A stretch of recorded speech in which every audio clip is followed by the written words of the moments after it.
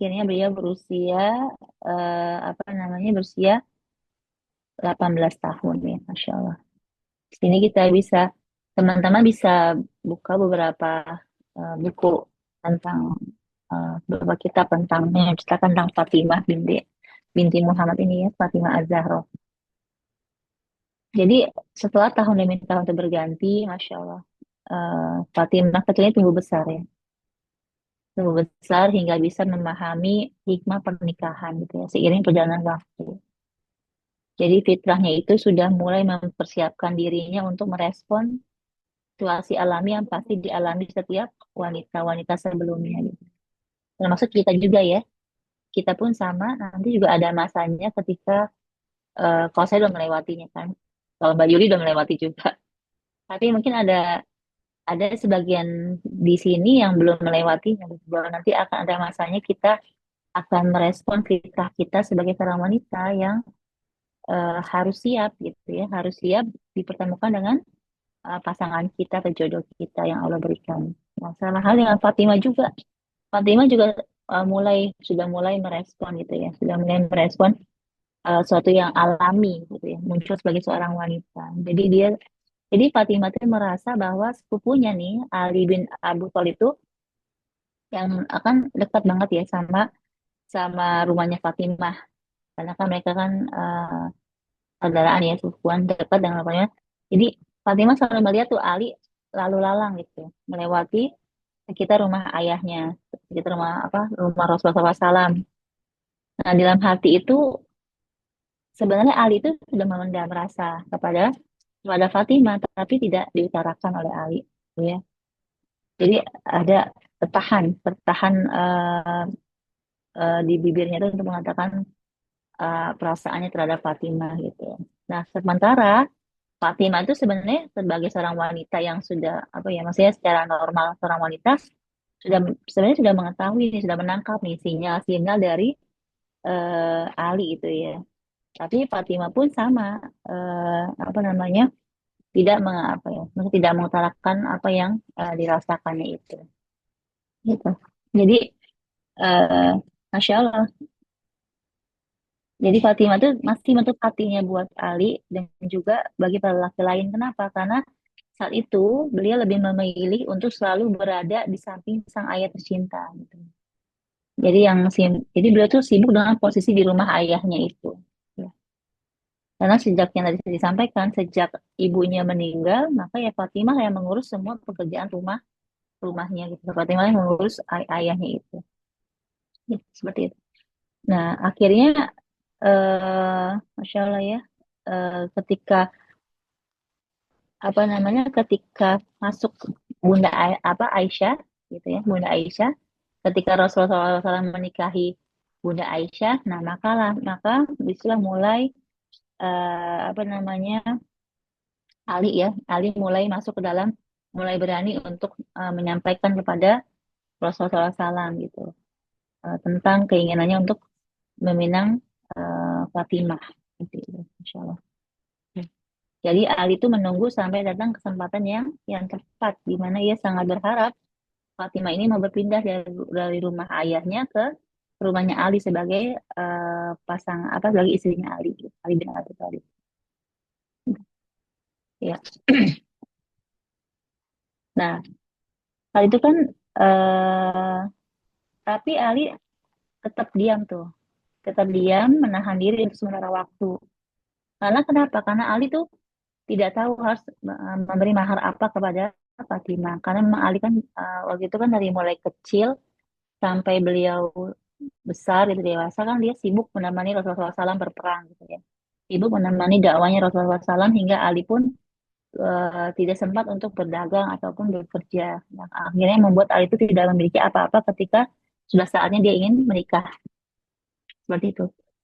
Apalagi ketika dia mendengar bahwa Abu Bakar, gitu, Abu Bakar dan Umar itu datang untuk juga melamar Fatimah gitu kan. Tapi Masya Allah oleh Rasul itu ditolak gitu, ditolak dengan cara yang halus seperti itu.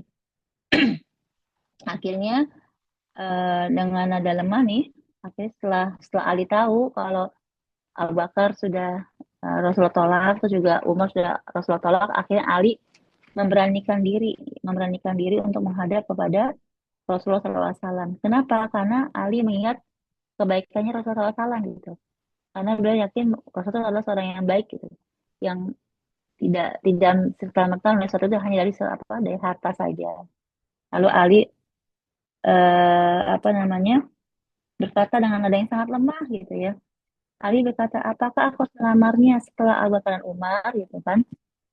Sahabat-sahabatnya menjawab, kenapa tidak gitu. Demi Allah, di antara kaum muslimin, termasuk Abu Bakar dan Umar, tidak ada yang memiliki hubungan kekerabatan dengan Rasulullah SAW seperti kerabatanmu gitu ya.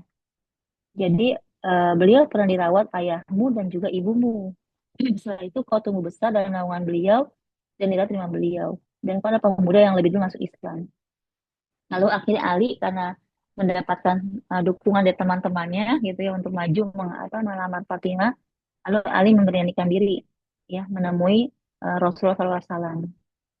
Nah setelah sampai di hadapan Rasulullah SAW, Ali kan mengucapkan salam ya kepada Rasulullah. Lalu eh, Rasulullah bertanya dengan halus kepada Ali ya. Ada perlu apa wahai Ibnu Abi Thalib kata kata Rasulullah SAW. Lalu dengan suara lirih sambil menundukkan pandangan ini kita kalau kita bayangkan ya, kita bayangkan nih kita di situ menyaksikan bagaimana Ali bertemu Rasulullah ya. Ya, jadi dengan suara lirih itu sambil menundukkan pandangan Ali menjawab, aku ingin melamar Fatimah binti Rasulullah SAW gitu. Lalu Rasulullah SAW tuh menjawab ya sambil terus menyampaikan kabar gembira kepadanya dan berkata dengan halus, marhaban wa ahlan gitu ya. Maksudnya artinya bahwa disitulah Rasulullah menerima lamaran Ali untuk anaknya Fatimah binti Muhammad, Fatimah Az-Zahra seperti itu. Jadi hanya itu yang Rasulullah katakan kepada Ali itu, tidak lebih. Lalu Rasulullah itu diam ya. Lalu Ali pulang, pulang dengan bingung dan cemas ya nggak tahu lagi apa yang harus dia katakan pada kawan-kawannya kan jadi teman-teman itu karena pengen tahu nih gimana nih Ali nih ya sama Rasulullah nih diterima nggak nih lamarannya gitu kan. Dengan apa akhirnya Ali buka suara eh, demi Allah aku tidak tahu apa-apa gitu. Aku mengutarakan perihal pinanganku kepada Rasulullah, tapi Rasulullah hanya berkata marhaban wa ahlan gitu. Akhirnya teman-temannya berkata, itu sudah cukup bagimu Ali bahwa eh, Rasulullah telah menerima lamaranmu gitu. Nah, akhirnya pada hari berikutnya Ali datang menemui Rasulullah SAW. Lalu Ali berkata lagi, ngomong lagi, aku hendak melamar putri Rasulullah SAW gitu. Lalu eh, Ali mengatakan demi Allah, aku tidak punya apa-apa gitu. Kemudian aku menyebutkan hubungan kerabatan lalu aku melamarnya Fatimah. Lalu Rasulullah SAW itu menoleh ke arah Ali dan bertanya dengan halus, apa kau punya sesuatu? Kata Ali, tidak, wahai Rasulullah. Nah, Rasul teringat bahwa Ali itu mendapatkan bagian baju besi dari rampasan perang Badar. Lalu beliau bertanya kepada Ali, lalu eh, kenapa baju besi yang pernah aku berikan itu kepadamu pada hari ini itu? Gitu. Nah, lalu Ali menjawab dengan terharu karena dia baru ingat bahwa dia memiliki baju besi yang pernah diberikan oleh Rasulullah SAW sebagai hadiah dari perang Badar. Gitu. Ali menjawab, ada padaku wahai Rasulullah gitu.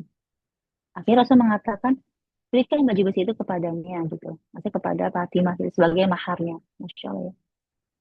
Nah, lalu Ali segera pergi, lalu dia datang lagi membawa baju besi, lalu Rasulullah SAW memerintahkan Ali untuk menjual baju besi itu.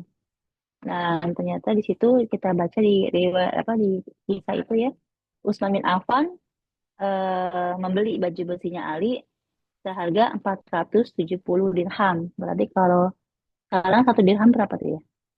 60 60 ribu ya, 90 ribu. Ya sekitar berarti cukup mahal ya, cukup mahal berapa puluh juta gitu ya.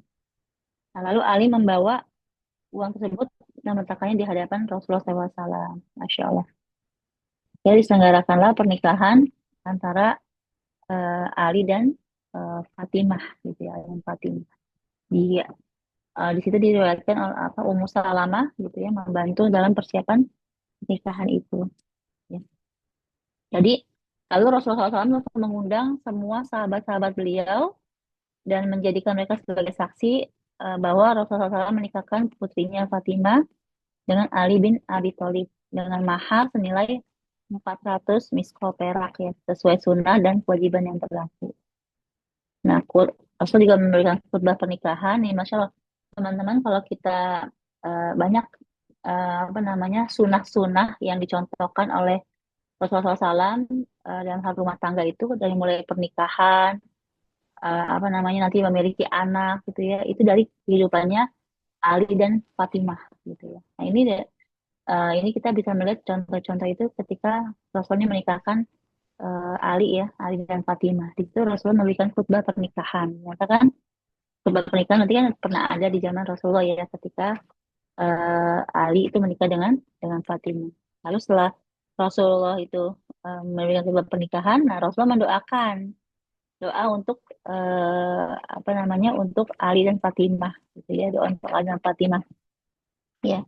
Yang apa namanya doanya terkenal tuh kalau teman-teman kondangan lagi kondangan ke apa namanya kondangan lagi memenuhi undangan-undangan itu ada doanya yang terkenal yang Rasul sampaikannya Allahumma barik fihima wa barik alaihima wa barik lahuma fi naslihima ya. Itulah Rasulullah SAW mendoakan kepada Ali dan Fatimah, ya Allah berkahilah keduanya, berikanlah barokah atas mereka dan berkahilah keduanya. Mereka tuh berkahilah keturunan mereka berdua. Ya Masya Allah. Jadi eh, di sini eh, akhirnya Ali apa namanya sudah sah ya menikah dengan Fatimah gitu. Nah itu Rasulullah SAW menyebutkan di riwayat lain bahwa beliau berkata kepada putri beliau, pada Fatimah, Fatimah, sungguh aku menikahkanmu dengan keluargaku yang terbaik. Masya Allah. Jadi di situ Fatimah tuh gak kuasa ya, mana air matanya. eh Lalu sang ayah kan diam saja. Jadi karena memang, Masya Allah ya, Fatimah itu dengan ayah itu sangat dekat ya. Hubungan yang sangat dekat antara seorang anak perempuan dan seorang ayah itu adalah hubungan antara Fatimah dan Rasulullah SAW. Masya Allah. Jadi beliau menitipkan menitipkan Fatimah itu Fatimah binti Muhammad itu kepada orang yang paling kuat imannya, orang yang paling banyak ilmunya, paling baik akhlaknya dan paling luhur jiwanya itu Ali bin Abi Thalib. Jadi memang Rasulullah itu memang memilihkan untuk Fatimah gitu, pas seorang suami yang masya Allah gitu ya, yang memang Rasul nilai sangat-sangat pantas untuk Fatimah anaknya itu. Seperti itu. Nah, ketika nikah itu Fatimah berusia 18 tahun. 18 tahun ya. Jadi di usianya 18 tahun itulah beliau eh, dibawa ke rumahnya Ali bin Abi Thalib. Ya, gitu. Nah, di sini Masya Allah nih ya, Fatimah Az-Zahra itu di rumah suaminya bukanlah sosok wanita mewah atau bergelimang harta. Karena sama-sama kita teman-teman mungkin juga ketahui dalam kisah-kisah itu diketahui bahwa Ali itu bukan seorang laki-laki yang kaya seperti Utsman bin Affan gitu ya. Ya, tapi jadi Fatimah itu hidup dalam kesederhanaan bersama Ali bin Abi Thalib. Dan apa namanya? Karena kenapa? Karena tadi sampaikan bahwa memang Ali itu sibuk dari kecil itu sampai besar itu untuk menemani Rasulullah berjihad dan berdakwah. Seperti itu. Tapi Masya Allah, apa namanya? Hal itu tidak membuat Fatimah itu apa ya? Maksudnya itu menolak Ali ya. Makanya ini Masya Allah ya dalam Islam itu emang ada hadis ya, ada hadis yang mengatakan bahwa lihatlah eh, laki-laki itu dari empat hal gitu kan.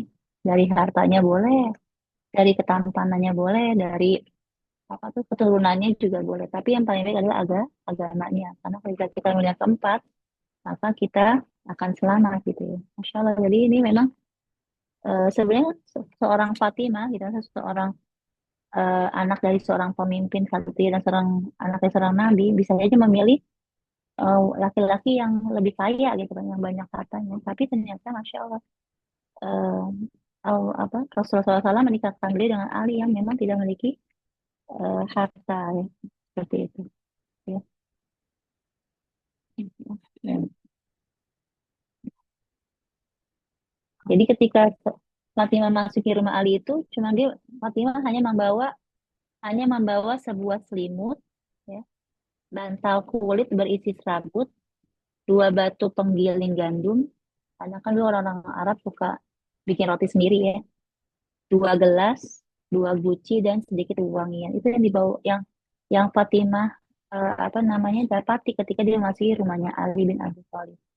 Tapi dari pernikahan mereka itu, masya Allah, dari pernikahan yang sederhana, apa dari rumah tangga yang sederhana itu menghadirkan orang-orang hebat di dalamnya. Yang kita lihat ya, gitu.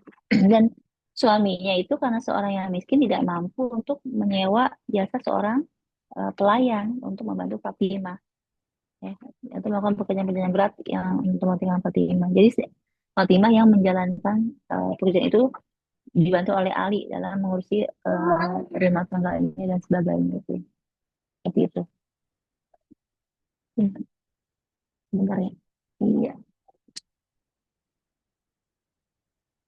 benar. Di sini malam.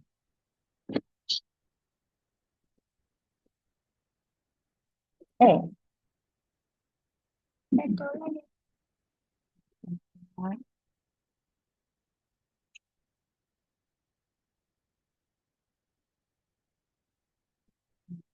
yang di sini, malahnya di ini, malahnya di ini. Ya, bentar. Sebentar ya.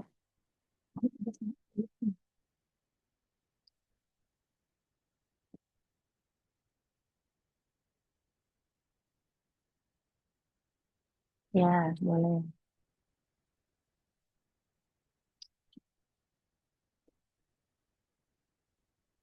Ini apa nih ya? Ini Abdurrahmannya mau tidur.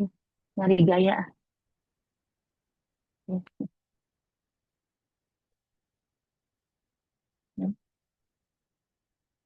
Ada se ada sebuah kisah itu ketika karena Ali melihat bahwa Fatimah itu kan sudah capek gitu ya mengurusin rumah sendirian gitu ya. Juga semuanya dikerjakan seorang diri gitu ya. Lalu ketika Ali mendengar Rasulullah SAW tuh eh, pulang dari peperangan, menang menang perang, lalu mendapatkan tawanan-tawanan perang itu Ali bilang sama Fatimah kan, wahai Fatimah, coba apa engkau pergi ke rumah Rasulullah gitu untuk meminta satu orang tawanan perang untuk menjadi pelayan, gitu, yang membantumu gitu.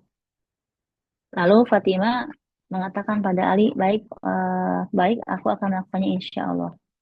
Nah, lalu Fatimah kan apa namanya ke rumah ayahnya gitu, ke rumah Rasulullah SAW.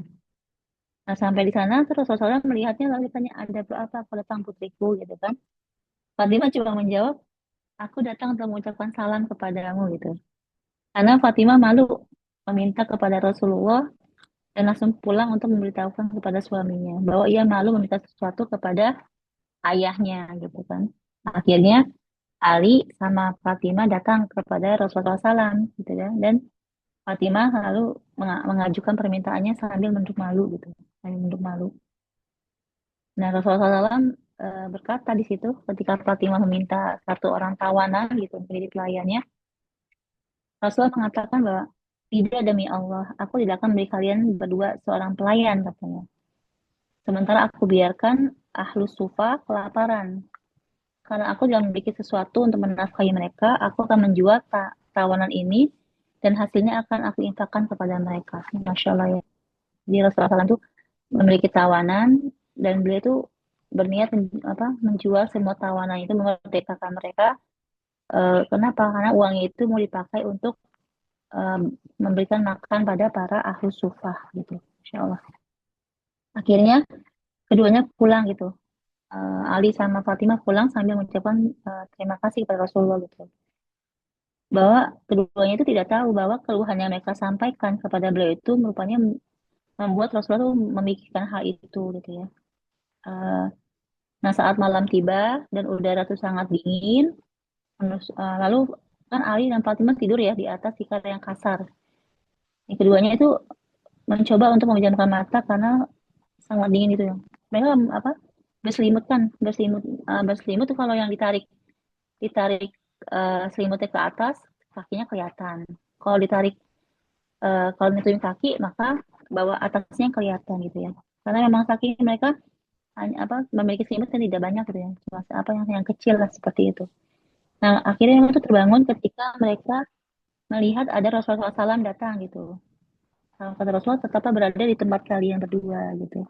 Lalu Rasulullah SAW tuh melanjutkan kata-kata Rasul dengan lemah lembut sambil apa namanya mengatakan, maukah kalian aku beritahukan sesuatu yang lebih baik dari apa yang kalian minta gitu. Yang tadi siang diminta itu kan tentang seorang pelayan. Kata mereka tentu gitu ya. Jawab keduanya secara bersamaan. Lalu Rasulullah SAW berkata, yaitu kalimat-kalimat yang diajarkan Jibril kepadaku. Bacalah tasbih ya setiap kali usai sholat sebanyak 10 kali. Jadi ini teman-teman ini ada rahasia yang Rasul, Masya Allah ya.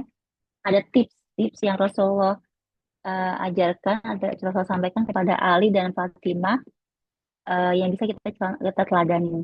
Jadi kalau uh, tips ini, Masya Allah, jadi Rasul tuh nggak bisa memberikan pelayan kepada mereka, tapi Rasul memberikan tips agar mereka bisa kuat gitu ya, melewati hari-harinya dengan semangat, gitu. Tidak lelah, tidak merasa lelah.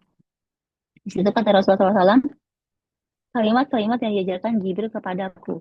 Bacalah tasbih setiap usai sholat sebanyak 10 kali. Jadi tasbih, subhanallah, subhanallah, subhanallah. Itu sebanyak 10 10 kali. Lalu tahmid sebanyak 10 kali. Alhamdulillah, Alhamdulillah, Alhamdulillah 10 kali ya. Lalu takbir sebanyak 10 kali. Allahu Akbar, Allahu Akbar, Allahu Akbar 10 kali. Nah, apabila kalian berdua hendak tidur, bacalah tasbih sebanyak 33 kali. Lalu membaca tahmid sebanyak 33 kali dan takbir sebanyak 33 kali. Jadi Rasulullah SAW itu Masya Allah, eh, beliau itu kan tadi kan Fatimah sama Ali kan minta pelayan ya, karena ingin meringankan pekerjaan mereka. Tapi kan Rasul tidak punya uang untuk untuk memberikan sedekah buat ahlu sufa, maka semuanya kan dijual sama Rasulullah SAW. Tapi Rasul menggantikan dengan mengajarkan mereka berzikir. Nah ini bisa kita teladani ya, ada riwayat misalnya kan.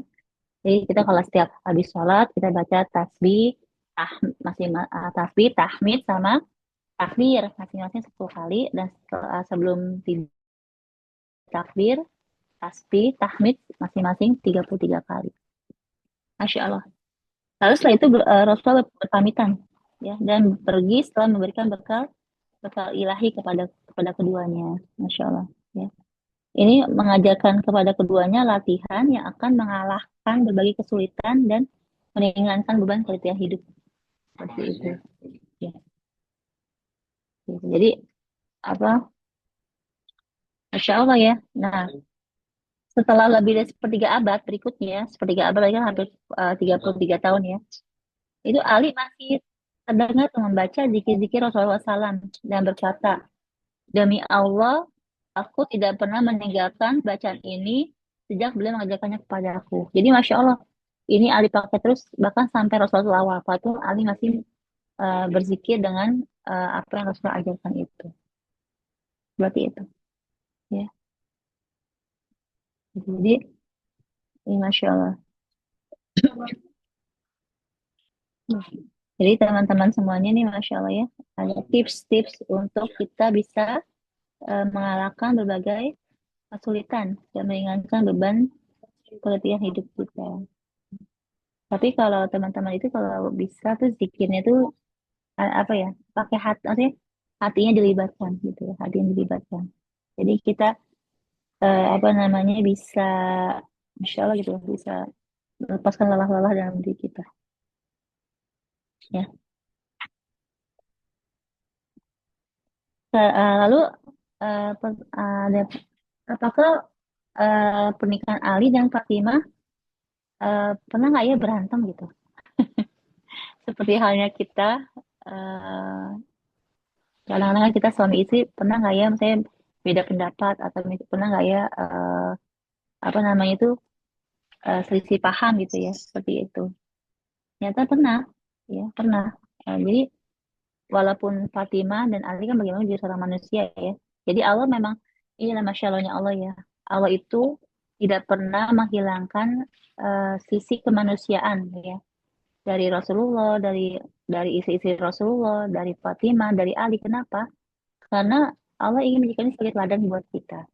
Kalau misalnya Allah menghilangkan sisi kemanusiaannya, ya nanti kita bisa ngomong gini, itu kan Ali, itu kan Fatimah, itu kan Rasulullah gitu ya.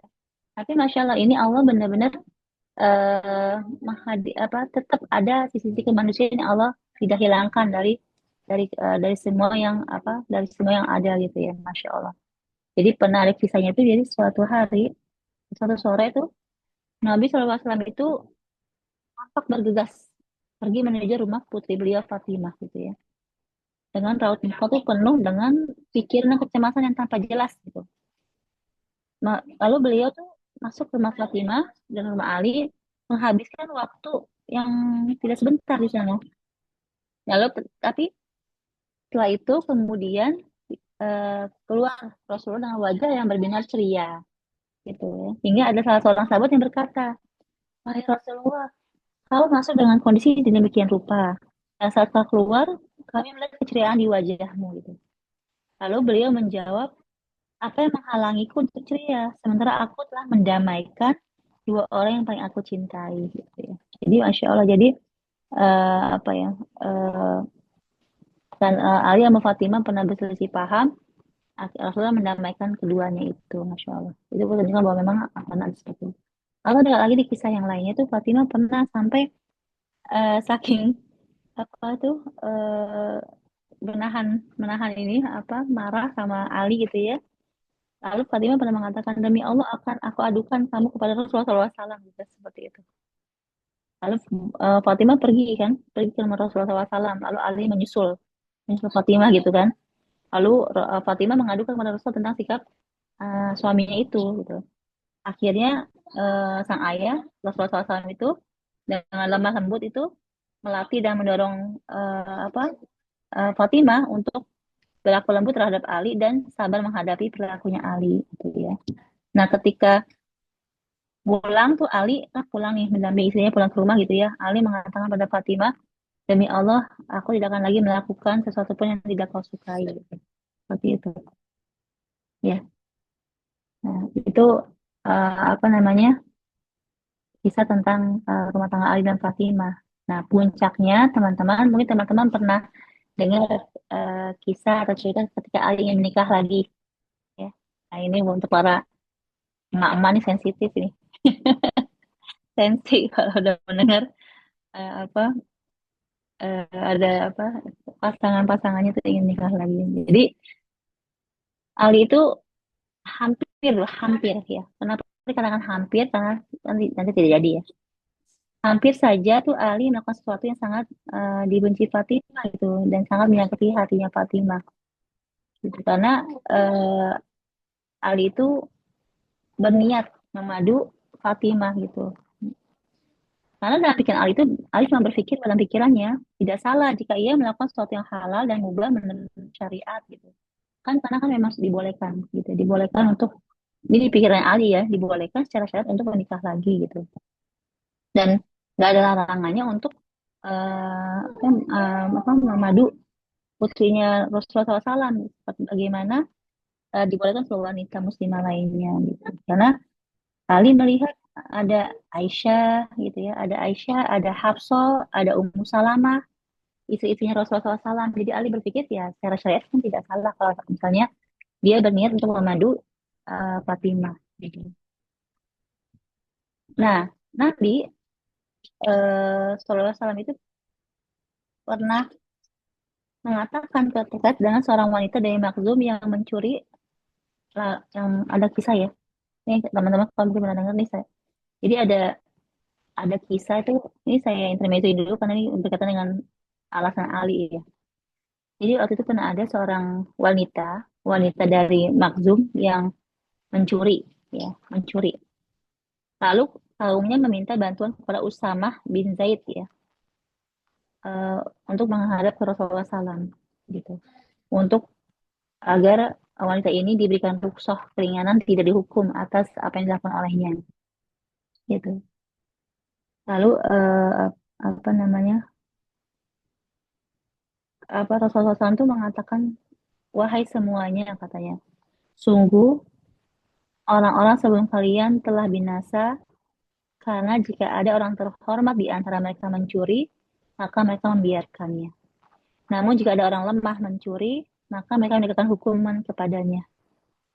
Demi Allah, andai Fatimah binti Muhammad mencuri, aku sendiri akan memotong tangannya. Jadi itulah perkataan Rasulullah yang sangat tegas ya. Dan kata Rasulullah kalau ini gambaran sekarang ya. Jadi ada orang-orang apa ya? Kita tuh akan binasa ya. Akan binasa karena apa? Karena jika ada orang terhormat di antara mereka yang mencuri, mereka membiarkannya.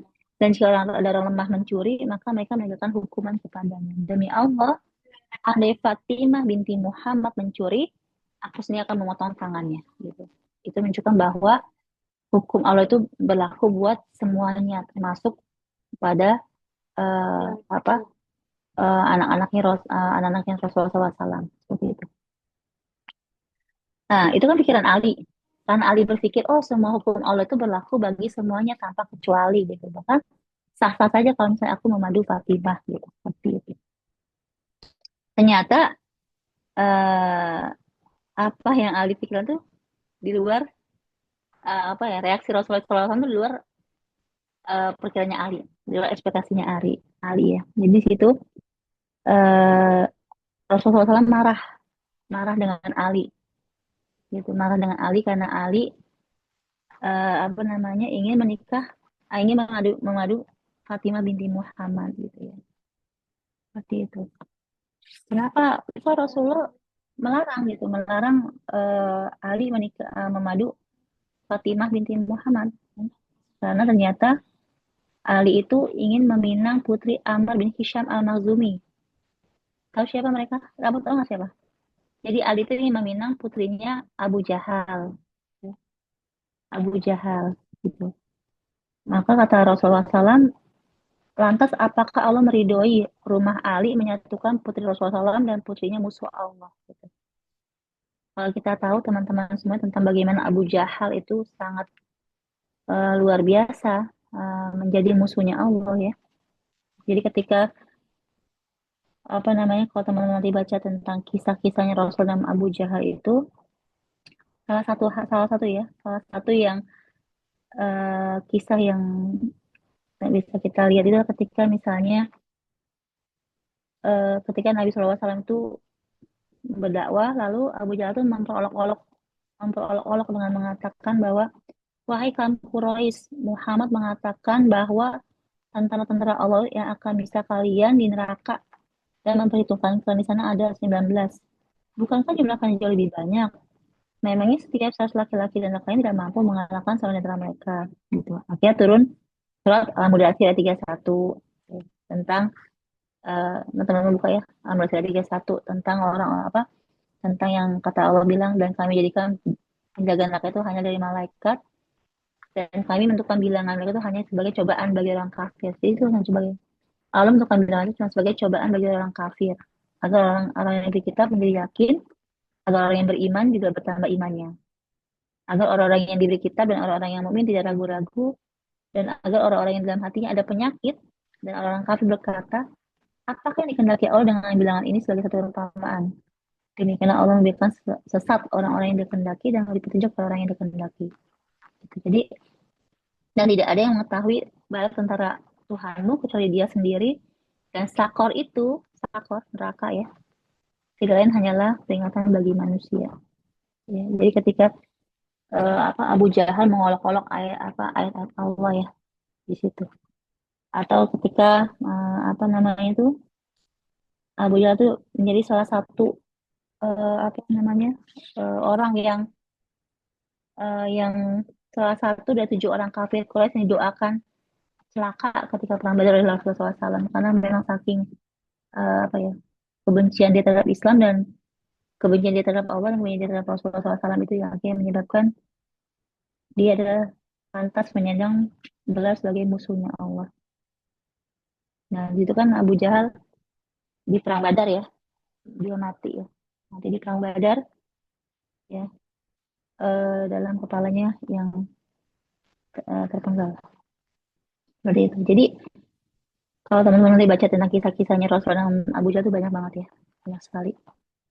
Ya, bagaimana Abu Jahal itu benar-benar menjadi orang yang ketika Rasul hijrah aja tuh hijrah ke Abu Jahal tuh yang benar-benar ingin membunuh Rasulullah SAW tuh. Seperti itu.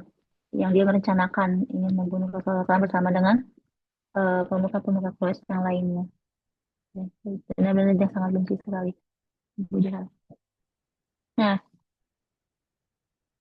sama yang itu, yang kisah yang di apa surat Al-Alaq, Al-Alaq ketika dia melarang Rasulullah itu sholat di depan Ka'bah, ya, itu kan juga kisah tentang Abu Jahal, ya, seperti itu.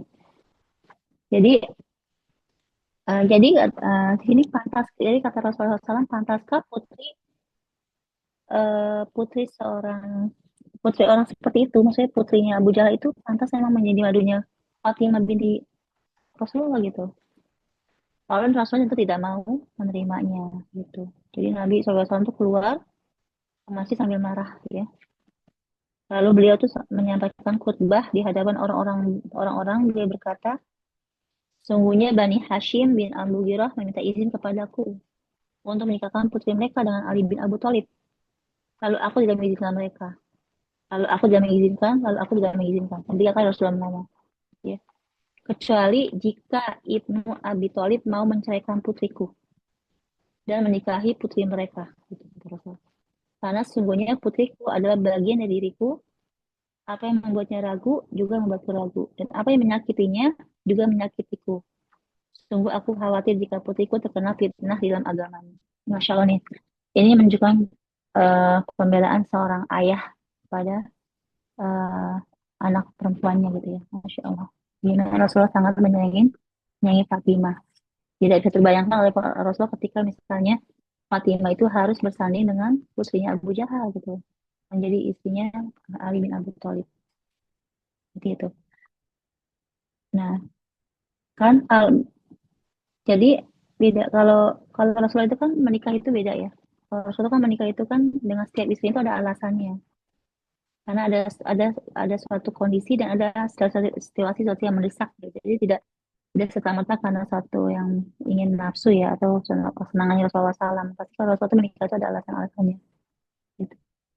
Ya, karena kalau misalnya bukan karena satu alasan yang mendesak dan satu yang mendesak, Rasul itu sudah lama menikah dengan Bunda Khadijah selama 25 tahun. Ya, tanpa menikah lagi dengan wanita lain. Sampai Khadijah itu wafat. Artinya sebenarnya Rasulullah SAW itu kalau bukan karena alasan mendesak dan kondisi memang beliau harus menikah lagi, itu beliau tidak akan menikah lagi sebenarnya. Seperti itu ya. Tapi karena setelah Bunda Khadijah wafat, apa namanya, dan beliau juga apa namanya, ada banyak alasan kenapa beliau harus menikahi Aisyah, menikahi Hafsah, ya menikahi apa namanya Zainab ya, Zainab dan sebagainya itu ada alasannya gitu. Itulah akhirnya Ali itu pulang. Ya, Ali pulang. Ya, sebenarnya Ali pulang eh, di rumah yang mendapati Fatimah ya, Fatimah Zahra yang sedang sedih gitu ya. Karena dia mendengar bahwa isu istri apa suaminya mau memadunya gitu dengan putrinya Abu Jahal gitu. Lalu Ali menghampiri Fatimah, duduk di sampingnya Fatimah dengan diam, tidak terus berkata apa-apa. Lalu ketika melihat Fatimah menangis, lalu Ali minta maaf ya. Minta maaf sama Fatimah, mengatakan, aku berbuat salah kepada dirimu, wahai Fatimah, tapi wanita sepertimu suka memaafkan dan mengampuni, kata Ali. Akhirnya Fatimah menjawab, semoga Allah mengampunimu, wahai sepupuku. Ya, Masya Allah. Iya, nggak Rasulullah dan Ali sepupuan kan tuh anaknya Rasulullah jadi seperti juga. Bagusnya. Ya, akhirnya lalu Masya Allah ya, disitulah bagaimana Fatimah tuh kan Ali menceritakan tadi kondisi yang di masjid tadi kepada Fatimah bagaimana ayahnya menolak gitu, menolak eh, Ali memadu Fatimah dengan putrinya Abu Jahal gitu ya, putrinya musuh Allah gitu untuk selama-lamanya. Di situ Fatimah tuh menangis karena tersentuh oleh cinta ayahnya ya, seperti itu. Lalu Fatimah setelah itu dia berdiri untuk sholat ya. Nah, dari pernikahannya itu, Masya Allah, Ali dan Fatimah itu melahirkan, nah ini Masya Allah, Hasan ya, Hasan, menikahi Hasan, lalu melahirkan Hasan, lalu melahirkan Hussein, lalu melahirkan Zainab, dan melahirkan Ummu Kulsum. Masya Allah ya. Eh, jadi Rasulullah SAW itu tidak mendapatkan seorang anak pun dari kelima istri beliau, atau istri beliau yang lainnya tuh itu baru lima ya, waktu Fatimah menikah itu ya baru lima, sampai akhirnya sembilan ya. Apa semuanya terputus kecuali melalui jalur Fatimah Fatimah Azhar, karena kan beliau punya anak enam ya, Rasulullah SAW tuh semuanya meninggal ya, kecuali Fatimah ya. Dua anak laki-lakinya meninggal ketika masih kecil, lalu uh, anak perempuannya yang uh, Zainab, Ummu Kulsum dan Ruqayyah itu meninggal kan, lalu tinggal Fatimah. Nanti Fatimah inilah lahir Hasan, Husain, Zainab dan Ummu Kulsum ya, Masya Allah gitu. Makanya tuh Rasulullah SAW tuh Masya Allah sangat menyayangi cucu-cucunya itu dari keturunan Ali dan Fatimah ya, Masya Allah. Ya, dari situ kita juga nanti kita bisa melihat bagaimana sunnah-sunnah yang Rasulullah lakukan terhadap bayi atau tetap anak ya, seperti itu ya. Lalu waktu waktu apa tuh cucu pertamanya lahir tuh Rasulullah tuh ini ada ya, mentahnik tuh, mentahnik mentahnik Hasan gitu ya. Tahnik itu teman tahnik. Jadi tuh kurma, kurma yang dihaluskan terus dikasih ke langit-langit mulut bayi ya. Jadi ketika Hasan itu lahir itu dikasih tahnik sama Rasulullah. Lalu Rasulullah gundulin rambutnya Hasan, digundulin ya, digundulin lalu ditimbang, ditimbang lalu diganti dengan perak untuk disedekahkan. Itu kan salah satu sunnah juga tuh. Sunnah-sunnah yang dilakukan untuk bayi-bayi yang baru lahir. Seperti itu ya, Masya Allah. Di situ kita melihat bahwa kalau teman-teman dibaca tentang kehidupannya Rasul dengan dengan cucu-cucunya itu Masya Allah gitu. Ya, pernah, jadi ada pernah Tirmizi itu menukil dalam sunnahnya itu dari Usam bin Zaid, ia berkata, aku mengetuk pintu rumah Nabi SAW untuk satu keperluan.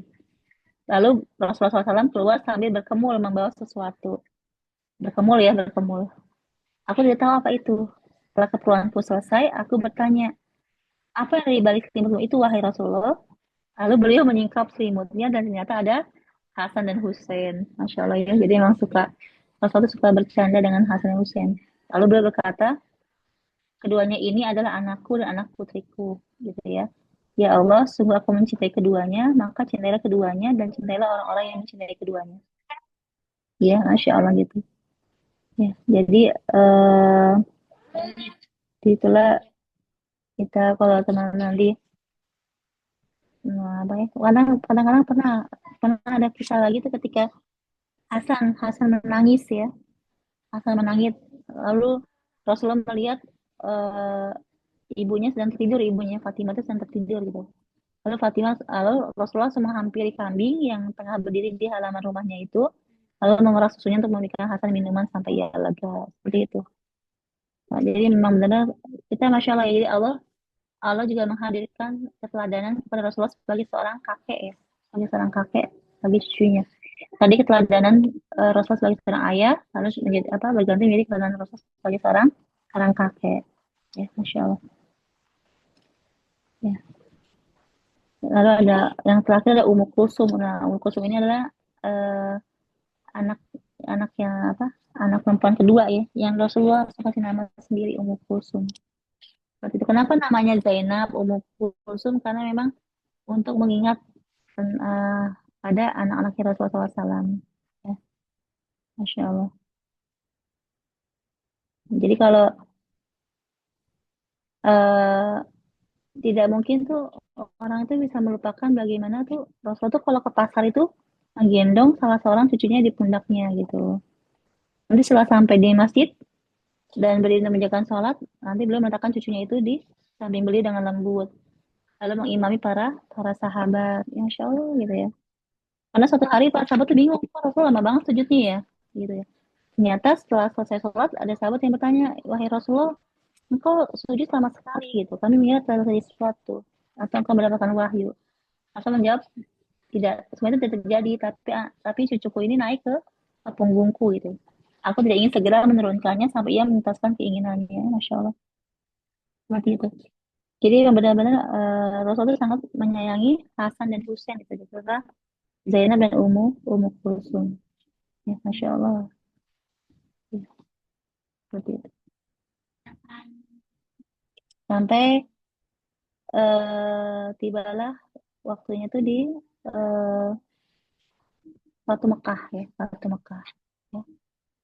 Jadi ketika Fatu Mekah, ya kan, Rasulullah bersama Fatimah bersama Ali itu ke Mekah kan ya. Nah itu ya kalau nanti teman-teman baca ya di kisah Fatu, ini ada kisah sendiri tentang Fatu Mekah ya. Lalu setelah Fatu Mekah itu Rasulullah kembali ke Madinah.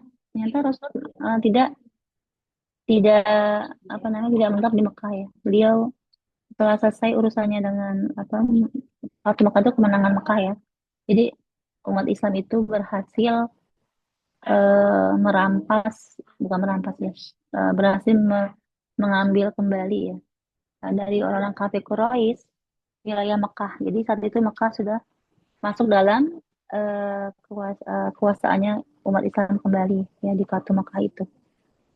Ya, tanpa peperangan. Masya Allah nih, tanpa tumpahan darah. Jadi Rasulullah itu memenangkan kota Mekah itu tanpa Rasulullah berperang atau menimpakan darah sedikit pun. Bahkan Rasulullah SAW itu memaafkan semua orang di situ ya. Tidak ada dendam sedikit pun dari Rasulullah SAW. Masya Allah nih teman-teman kalau kita baca tentang kisah Fatu Mekah itu kita bisa menadani bagaimana sifat pemaafnya Rasulullah SAW itu ya.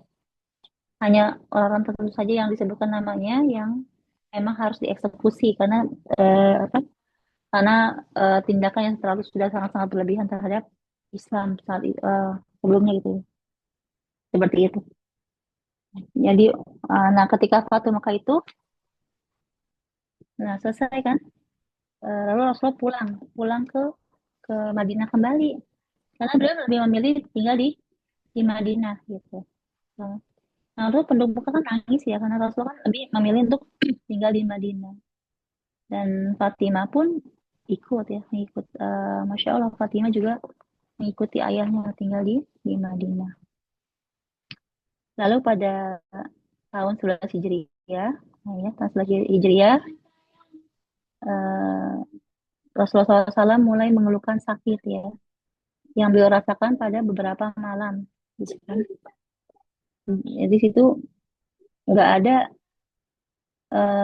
satu orang pun yang apa ya maksudnya akan menduga gitu kalau itu adalah sakit beliau yang mengantarkan beliau pada kematian. Gitu. Jadi ketika Fatimah tuh mendengar panggilan ayahnya, ia kaget kan dan langsung pergi ke rumah Rasulullah SAW. Di situ beliau bertemu dengan istri-istri Rasulullah SAW yang sudah ada di sana. Nah, Masya Allah, saat Fatimah datang tuh seperti biasa. Seperti biasa Rasul tuh memperlakukan Fatimah dengan sangat-sangat baik banget ya. selamat datang putriku gitu kan. Lalu beliau mencium Fatimah gitu dan mendudukan Fatimah di sampingnya beliau. Jadi Rasul dan Fatimah itu punya kebiasaan yang masya Allah deh. Kalau Rasul datang ke rumah Fatimah, Fatimah mencium Rasulullah lalu lalu memperlakukan ayah dengan sangat baik. Sama juga kalau misalnya Rasul Fatimah ke rumah Rasulullah seperti itu. Ya. Lalu Fatimah duduk di sebelah Rasulullah SAW di antara para istri-istrinya Rasulullah itu ya. Nah, lalu Rasulullah SAW itu berbisik kepada Fatimah gitu. Nah, situ Fatimah menangis. Ya, Fatimah menangis. Nah, ketika Fatimah menangis, apa namanya Rasulullah membisikin lagi kepada Fatimah. Lalu Fatimah tertawa. Ya, lalu Fatimah tertawa seperti itu. Nah, Bunda Ay- eh, apa Bunda Aisyah tuh Aisyah Bunda Aisyah tuh penasaran gitu. Ini apa ya Rasulullah katakan gitu kepada Fatimah gitu kok Fatimah tadi menangis lalu tiba-tiba Fatimah ketawa gitu.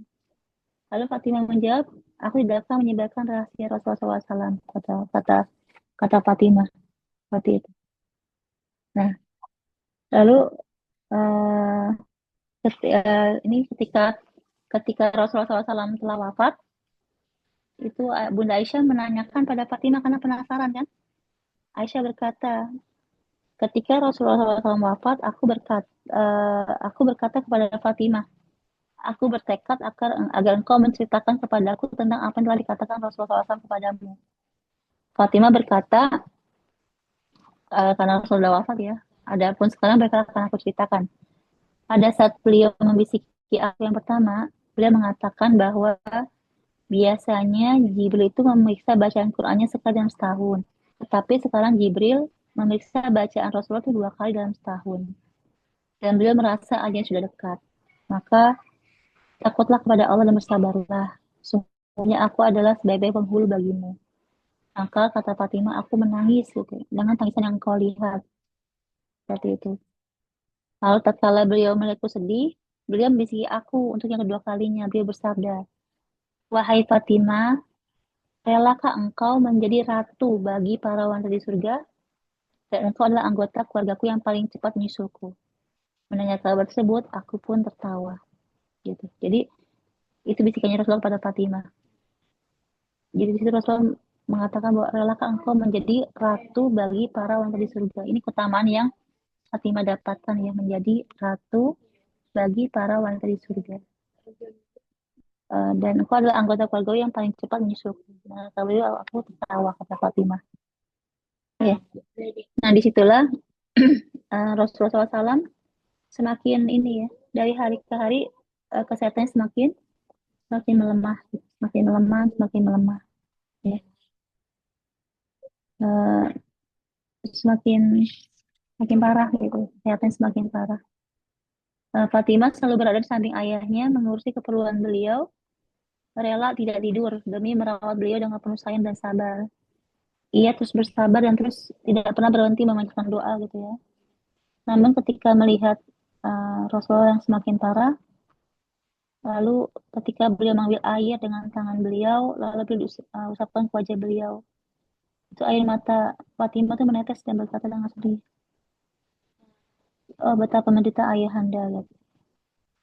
Lalu Rasulullah SAW itu menjawab, tidak akan ada lagi derita yang menimpa ayahmu setelah hari ini gitu ya.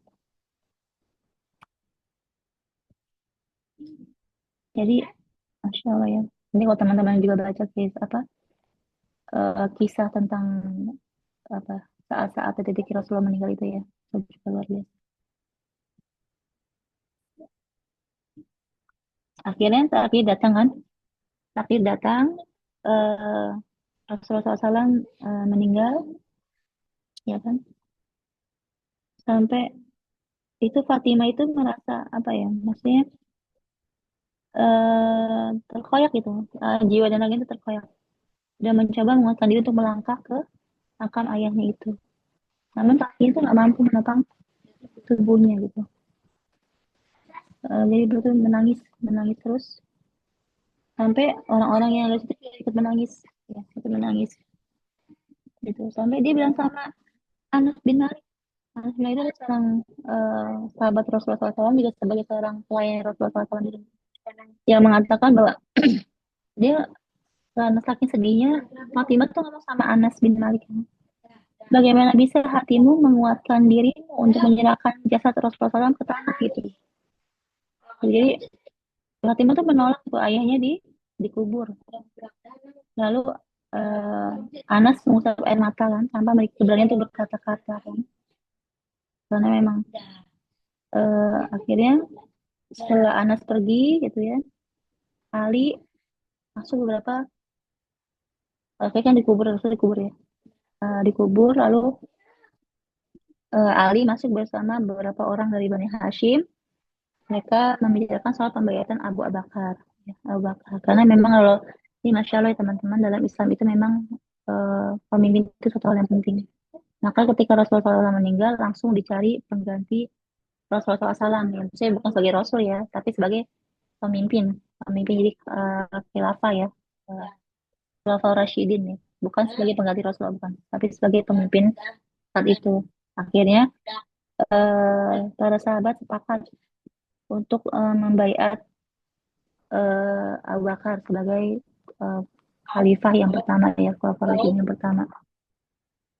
Sebenarnya kalau dari sisi apa namanya, dari sisi duluan yang masuk Islam, dari sisi apa namanya, siapa yang senantiasa terus membersamai Rasulullah Ali ya, itu sebenarnya Ali lebih pantas dibandingkan eh, Abu Bakar ya. Ya.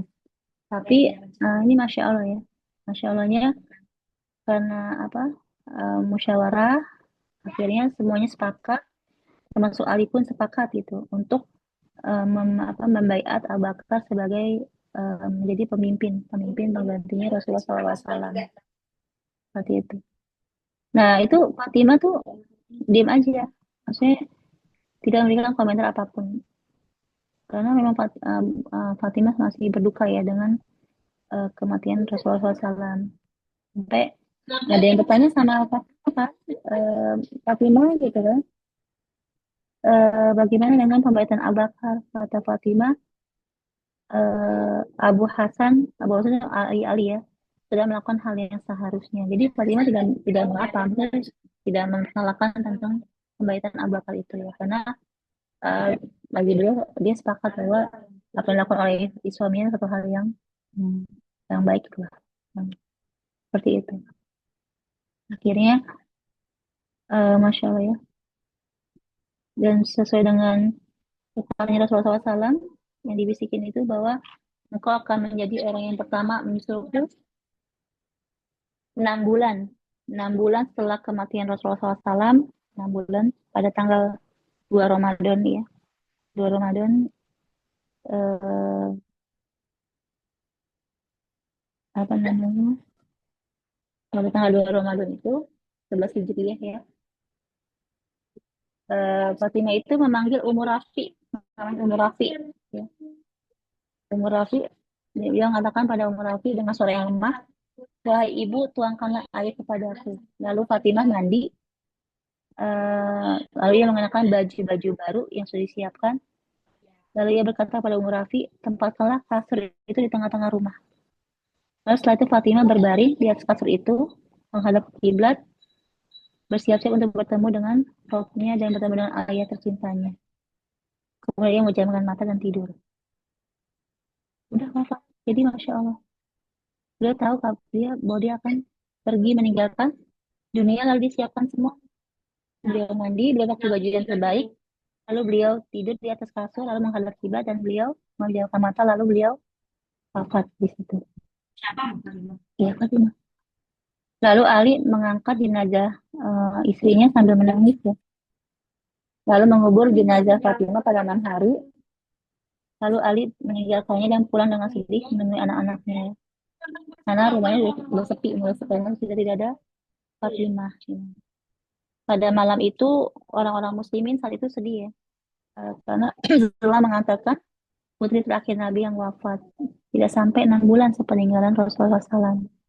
Jadi ini menurut pendapat yang roji ya, pendapat yang sahih bahwa tidak sampai 6 bulan Fatimah menyusul Rasulullah SAW. Ya. Kalau di riwayat itu ada yang mengatakan bahwa usianya di usia 27 tahun. 27 tahun ya. Tapi ada juga pendapat yang mengatakan di usia tidak lebih dari 35 tahun. Berarti ini nggak bertentangan ya, nggak bertentangan karena kan 27 nggak lebih dari 35 tahun. Gitu ya. Akhirnya takdir telah menutup lembaran pertama dari kehidupan Fatimah Az-Zahra ya. Eh, dan setelah Fatimah Az-Zahra itu meninggal, wafat ya, akhirnya banyak. Nah, ini buku-buku sejarah itu dipenuhi dengan peristiwa-peristiwa gerakan Khawarij, tragedi Karbala. Teman-teman kalau misalnya mau baca kisah itu ada Hasan Hussein salah satunya ya di situ. Kematian dua keturunannya Thalib, kematiannya Hasan Hussein, dakwah Bani Abbasiyah, berdiri Daulah Fatimiyah, dan berbagai peristiwa besar yang melingkupinya. Seperti itu. Jadi, Masya Allah ya teman-teman semuanya, ini adalah kisahnya Fatimah binti Muhammad yang Masya Allah, Allah telah apa sih memingkainya dalam satu kehidupan seorang manusia dari mulai dia kecil menjadi seorang anak anak kecil ya anak kecil, lalu dia kehilangan ibunya, lalu dia tumbuh dewasa, lalu dia apa eh, dari mulai ibunya meninggal tuh beliau mengurusi rumah apa pekerjaan rumah dan mengurusi ayahnya, mendampingi ayahnya jihad, dakwah dan sebagainya, lalu bertemu dengan Ali bin Abu Thalib ya, masih menikah dengan Ali bin Abu Thalib, melahirkan anak-anaknya, tetap eh, kecintaannya pada Rasul tidak berubah sampai akhirnya apa namanya beliau wafat ya tidak lama setelah Rasulullah SAW wafat. Di sini Rasulullah sangat mencintai Fatimah, sangat-sangat mencintai Fatimah. Kalau kita dengar kan banyak kisah-kisah yang menunjukkan bahwa begitu sayangnya Rasul dengan Fatimah binti Muhammad ini, Masya Allah. Semoga ini bisa menjadi inspirasi buat saya dan juga teman-teman semuanya tentang kisah hidupnya Fatimah itu membuat kita semakin kuat ya, semakin kuat sebagai seorang muslimah ya, yang tidak mudah menyerah, yang tidak mudah menyerah dengan suatu kondisi ya, tidak mudah menyerah, yang masya Allah gitu, kecintaannya pada ayahnya, ya kecintaannya pada suaminya, kecintaannya pada anaknya, ya. Yang dan pasti kecintaan terhadap Islam ini luar biasa. Seperti itu ya, insya Allah itu sedikit banyaknya tentang kisah Fatimah. Saya kembalikan ke Sofia, silakan. Jazakallah khairan Uma. Untuk materinya, Kak Yuli, apakah sesi pertanyaan dibuka? Kak Izin Afifah, bertanya. Masya Allah langsung semangat. Eh, izin bertanya. Anu, Oh ya, Oh, Kak Fadli, ya, mm, Kak Afifah ya, Kak Afifah kok masih Kak Kak Afifah sama Kak Eli itu. ya, Kak Eli boleh disampaikan dulu. Habis ini Kak Afifah. Bismillahirrahmanirrahim. Izin bertanya, Umi, terkait Iya, Fatimah tadi. eh, nggak tahu saya belum apa nggak dengar atau gimana, tapi saya ini bertanya kalau sampai akhir hayatnya itu kehidupannya Fatimah itu tetap miskin atau sudah lebih baik seperti itu. Terus yang kedua, apakah Fatimah ini juga meriwayatkan hadis seperti Ibunda Aisyah seperti itu? mm, Itu aja, Umi. mm. Iya. Kalau apa namanya yang kita tahu ya di kisah itu sampai akhir hayatnya ya kehidupannya tidak berubah. Maksudnya kehidupannya dengan Ali tidak berubah. Artinya memang dalam kesederhanaan tidak ada yang apa berubah gitu dalam riwayatnya ya. Jadi mulai beliau menikah dengan Ali sampai beliau apa namanya melahirkan melahirkan anak-anaknya empat orang itu sampai beliau meninggal itu tidak ada yang berubah tetap dalam kesederhanaan. Cuma kan eh, buat mereka itu kan bukan suatu hal yang apa ya kesederhanaan itu bukan suatu hal yang eh, sengsara lah gitu ya buat mereka bukan suatu hal yang menyengsarakan diri mereka gitu karena kan eh, bagaimana keimanan itu membalut kehidupan rumah tangganya gitu masya Allah jadi Mungkin yang dianggap sulit buat sebagian orang, ya untuk Fatimah itu tidak sulit seperti itu.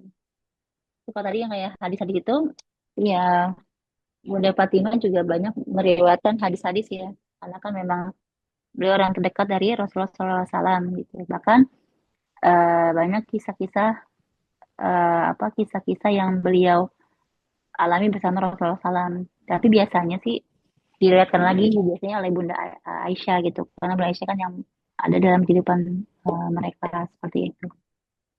Seperti itu, Bu Eli, insya Allah. Jazakallah khair, Umi. Wa'alaikum. Insya Allah. Mari dilanjut ke Afifah pertanyaannya. Sampaikan. Baik, Bismillahirrahmanirrahim. Assalamualaikum warahmatullahi wabarakatuh. Waalaikumsalam. Waalaikumsalam warahmatullahi wabarakatuh. Izin bertanya, Ibu, saya ini pernah nemuin gitu ya, ada seorang syarifah lah kira-kira gitu. Dia punya bayi dan bayinya itu ditulis Asmaul Husna di apa namanya ininya, di dahinya gitu selama berapa ya? Kalau nggak salah selama 40 hari pokoknya gitu. Apakah itu sunnah atau emang tradisi atau budaya orang Arab di sana gitu? Karena beberapa teman saya banyak yang mengikuti hal tersebut gitu.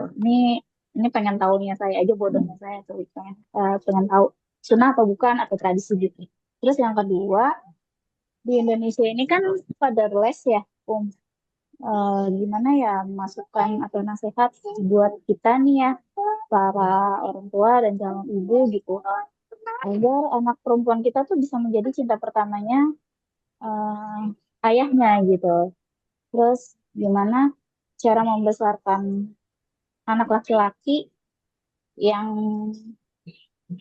mungkin kurang bonding ya sama ayahnya karena memang ada rasa takut gitu loh, Itu aja pertanyaannya, Jazakallah khair. Assalamualaikum warahmatullahi wabarakatuh. Waalaikumsalam warahmatullahi. Kalau yang tadi Mbak Afifah sampaikan tuh saya juga belum dapat hadisnya tuh Mbak. Maksudnya belum belum di apa? Belum baca, belum dapat hadisnya dan juga belum dapat riwayatnya gitu. Kalau misalnya ada seorang bayi itu dituliskan di dahinya ya, Asmaul Husna gitu. Saya belum belum pernah menemukan hadisnya gitu. Kalau alam nih, kalau memang teman-teman ada yang pernah menemukan, mungkin bisa di-share ya. Tapi kalau memang tidak ada ya, kalau kalau saya sih tidak pernah menemukan gitu. Belum pernah menemukan hadis atau riwayat ataupun di kisah-kisah itu yang menjelaskan tentang seorang bayi yang baru lahir itu di apa namanya itu ditulis asal husna di dahinya itu belum ada. Yang saya temukan itu biasanya kalau bayi itu dia itu biasanya nih ya diazankan ya, terus ditahnik, lalu disunat di usia 7 hari ya yang laki-laki ya, laki-laki tuh ya di usia 7 hari disunat, lalu di akikah ya, akikah gitu ya, lalu ditahnik, lalu di apa tuh yang di rambutnya dipotong semuanya, ditimbang dengan apa namanya itu ditimbang dengan perak, lalu disedekahkan perak itu seperti itu. Tapi kalau yang tadi itu yang ditulis namanya itu belum belum pernah menemukan riwayatnya atau hadisnya gitu. Seperti itu. Terus yang kedua yang fatherless itu, ya sekarang ini memang masya Allah ya, isu-isu tentang fatherless ini saya sering diomongin ya. Eh, Kadang secara fisik memang tidak ada ayahnya karena emang yatim ya. Atau memang kadang secara fisik ada ayahnya tapi secara fungsi nggak ada ayahnya ya, fatherless itu ya.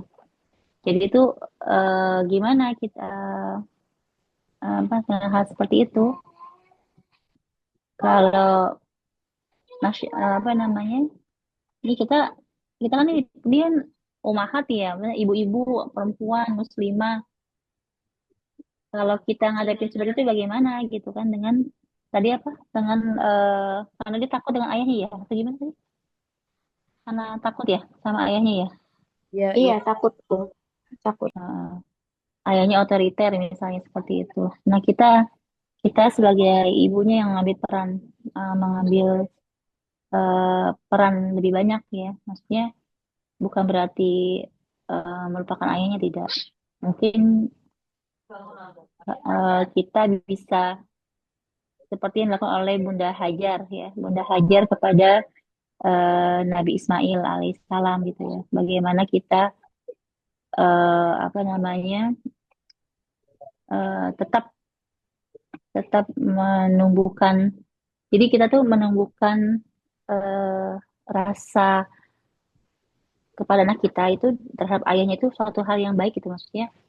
Misalnya ayahnya itu emang otoriter gitu, tapi kita bisa mengatakan pada dia mungkin ayah itu melakukan itu karena misalnya ingin kamu tuh mandiri atau ingin kamu tuh kuat gitu seperti itu dan coba deh misalnya apa namanya sama ayah tuh mungkin kalau kitanya jadi mungkin ayah seperti itu bukan karena ayahnya tidak sayang sama kita misalnya gitu misalnya, atau mungkin karena ayahnya itu eh tidak apa mungkin galak gitu sama kita bukan seperti itu pasti insya Allah tuh ayah lakukan itu karena sayang sama kita gitu nah itu yang kita tumbuhkan ke diri anak-anak kita gitu agar em, mudah-mudahan sih kalau saya sih masih gini ya ini agak panjang nih, karena kan kasus ya kalau kan nanti mungkin ayahnya itu otoriter ini pernah nggak diomongin sama ayahnya gitu apakah ibunya ini berani nggak nih ngomong sama ayahnya gitu saya diskusi sama ayahnya bahwa sebenarnya tuh ayah itu adalah sebagai orang yang ditakuti oleh anak-anak gitu atau bisa nggak sih ayahnya itu lebih misalnya itu ya lebih santai sedikit ke anak-anak atau bagaimana gitu ini kalau memang pernah diomongin sama ayahnya ternyata ayahnya tetap seperti itu ya sudah kita berarti kan tidak bisa memaksakan ya mungkin ayahnya juga punya pola asuh atau pengasuhan dulunya yang akhirnya menurut dia seperti itu. Nah, sekarang kita fokus saja pada anak kita gitu. Bagaimana kita bisa bersikap seperti Bunda Hajar kepada Nabi Ismail alaihissalam. Cuma bedanya gini sih, bedanya kalau Bunda Hajar itu kan memang Nabi Ibrahimnya luar biasa ya. Maksudnya emang Nabi Ibrahim itu luar biasa orang, maksudnya orang walaupun gak pernah ketemu sama Nabi Ismail, tapi memang beliau adalah seorang ayah yang luar biasa. Jadi walaupun Nabi Ibrahim itu sangat-sangat jarang bertemu dengan Nabi Ismail alaihissalam, tapi karena ada peran Bunda Hajar di situ yang menceritakan tentang Nabi Ibrahim, tentang kewibawaan Nabi Ibrahim, tentang kesolehan Nabi Ibrahim itu akhirnya membuat terbangun dalam dirinya Nabi Ismail suatu hal di sifat yang apa ya, nggak ada fisiknya tapi ternyata fungsinya besar itu karena peran dari Bunda Hajar.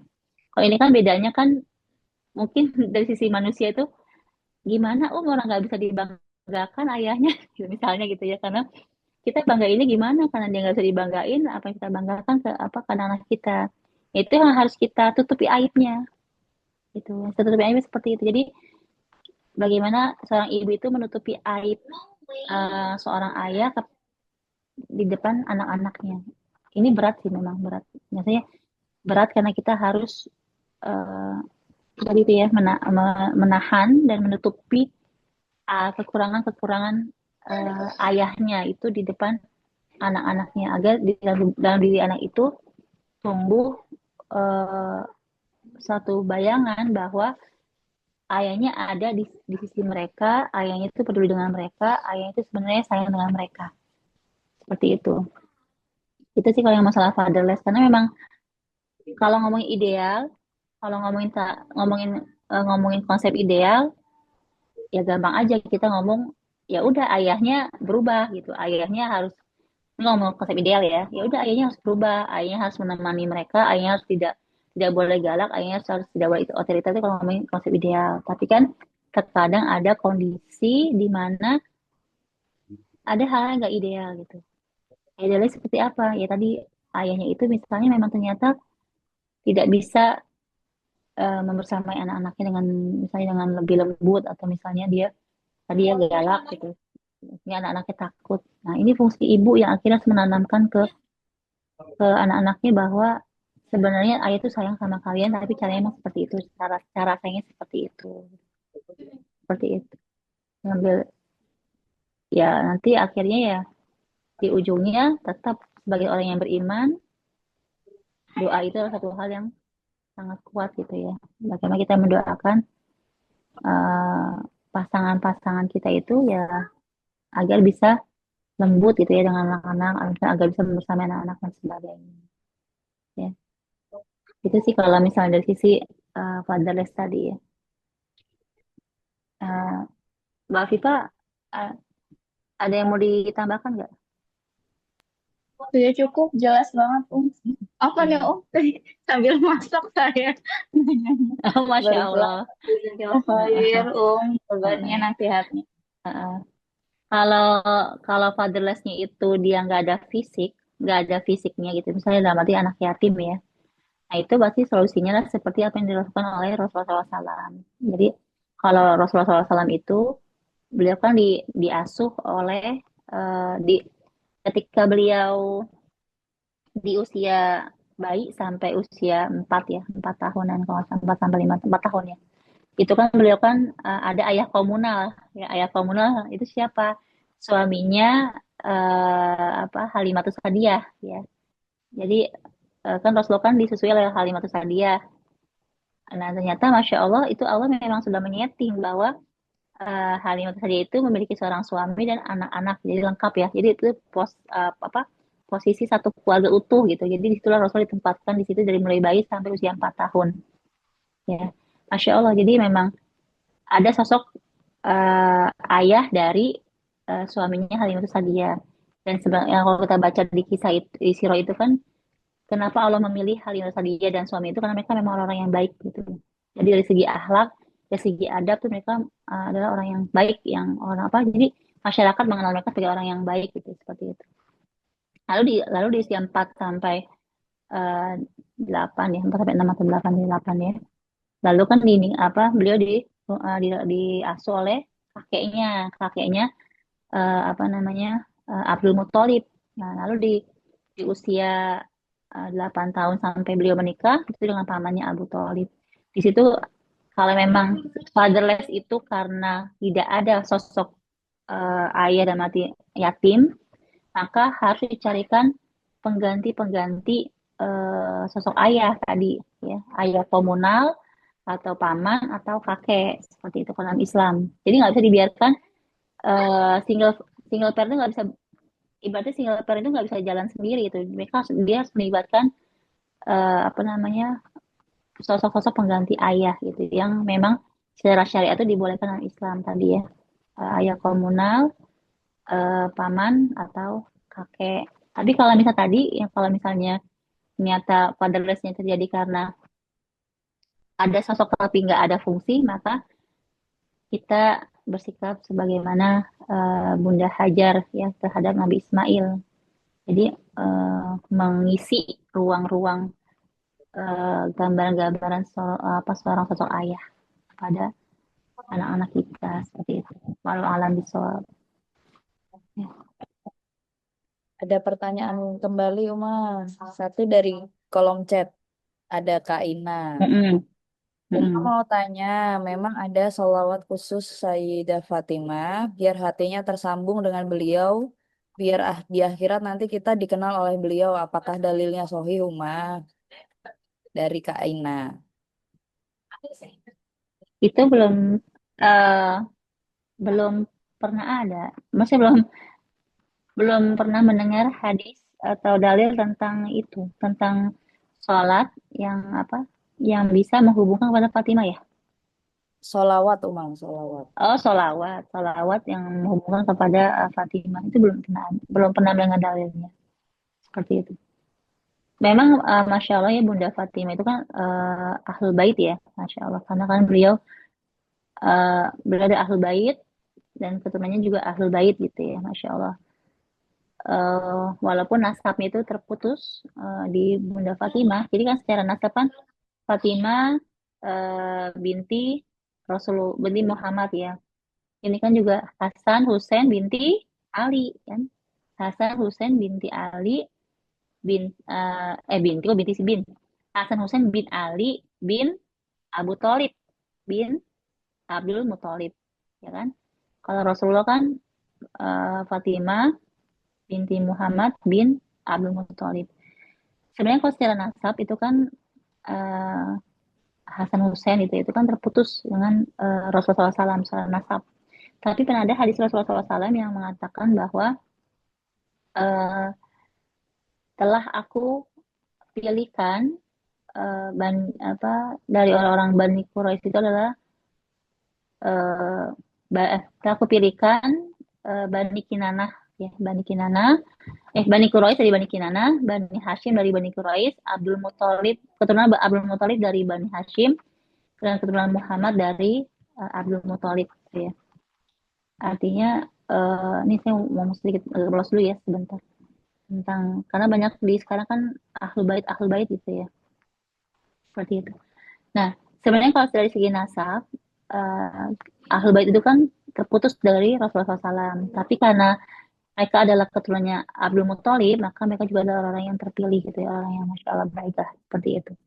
Nah, ada nggak sholawat khusus terhadap untuk Fatimah? Sepengetahuan saya tidak ada dalilnya sih. Tidak ada dalil tentang sholawat kepada Fatimah. Seperti itu. Yang apa namanya, tidak ada yang khusus gitu. Sholawat kepada Fatimah binti Muhammad itu nggak ada.